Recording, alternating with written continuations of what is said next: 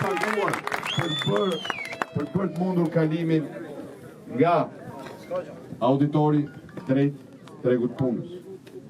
Sot kam qenë në biseda me investitorë europian, të cilët më kanë thënë 3 gjëra duam ne, që cilin investime, cilin vende pune me pagat larta.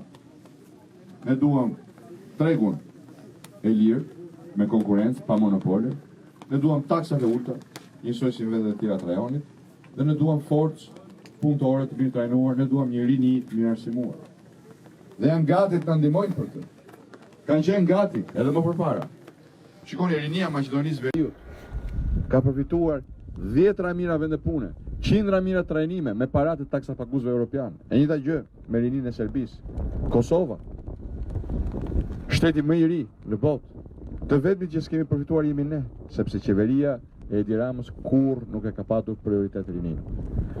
Ndaj unë ju garantoj që kësaj lëvizje të madhe rinore, që i ka dhënë fuqinë dhe energjinë bashkimit shqiptar për ndryshim, do t'i përgjigjem me veprime të vendosura, duke sjell dhe bërë të mundur këtu trajnimin profesional të rinisë, duke bërë të mundur ardhin e investitorëve tuaj dhe punësimin tuaj me paga dinjitoze, me paga të larta, duke ju dhënë mundësi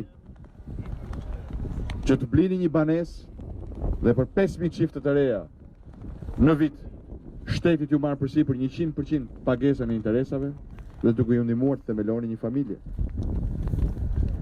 Sepse të rrisësh një fëmijë në Shqipëri nuk ka qenë kurrë më vështirë. Nga ana tjetër, kurrë nuk ka qenë më e rëndësishme familja shqiptare, sepse Shqipëria po zbrazet, ca nga emigracioni, ca nga rënja, numri ulët i lindjes së foshtërve.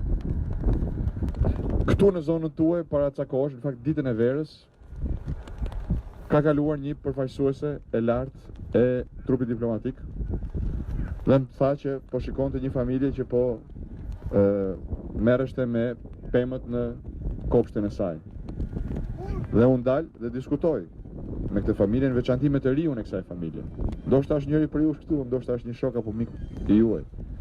Dhe i bëri përshtypje nga njëra anë se si ky i ri, që mund të ishte 20-21 vjeç, ishte i ngarkuar me barrën e rëndë të familjes, që jetonte me bujqësi, kryesisht me ullinj dhe me lop, që nuk arrinin dot të shisnin prodhimin, që ishin zhytur në borxhe. Por nga ana tjetër ishte shumë i qartë.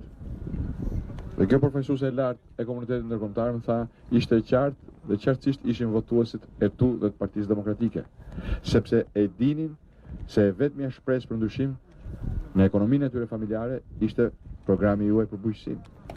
Më tha çfarë ka programi dhe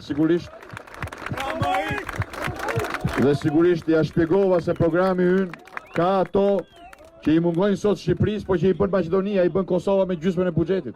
Mbështetje direkte për fermerët me subvencione, investime në infrastrukturën e fshatit shqiptar, akses në treg për të shitur prodhimet, ndihmë direkte për prodhimet e fermerit.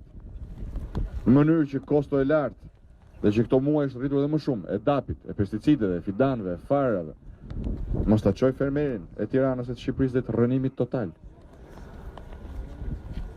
Këto kosto ta marrë përsipër, siç e merr përsipër qeveria në Shkup dhe në Prishtinë, ta marrë përsipër qeveria ashme e shqiptarëve, qeveria e ndryshimit në Tiranë, dhe produktet tuaja të shiten e të krijojnë mirëqenie për familjet tuaja. Në këtë mënyrë, edhe fermeri shqiptar, edhe ju, bijtë dhe bijat e fermerëve shqiptar, nuk do të jeni më të lëmë pasdore në kufit e varfërisë e të mjerimit, por dal nga dalë do të filloni të bëheni pjesë e tregut, të krijoni mirëqenie, pra të bëheni pjesë e shtresës së mesme shqiptare, me të ardhurat larta, me pavarësi ekonomike, dhe të keni po kështu mundësinë të ndiqni studimet sipas preferencave tuaja. Disa prej jush mund të duan të vazhdojnë ato studime që kanë bënë me tokën, me blegtorinë, me bujqësinë. Shumë të tjerë mund të keni ëndra dhe profesione të tjera. Kur shkoni jashtë si refugjat, shpesh herë ja dilni, shpesh herë nuk ja dilni, detyroni të ktheheni. Por ato herë që ja dilni sepse atje ju krijon mundësitë. Vendimi im, vendosmëria ime dhe ekipit ton është që këto mundësit ju a japim këtu, në këtë vend me bukuri prallore. Dhe këtu të keni mundësi të studioni, këtu të keni mundësi të punsoni, këtu të keni mundësi të gëzoni, të ardhmen tuaj. Kështu që as një pikë djers, as një fije besim që keni investuar te Partia Demokratike për të ndryshimin nuk do t'ju shkojë dëm. Ky është zotimi im, ky është zotimi i ekipit ton të mrekullueshëm, i cili po kështu më ka përcjell se sa mirënjohës është për mbështetjen tuaj.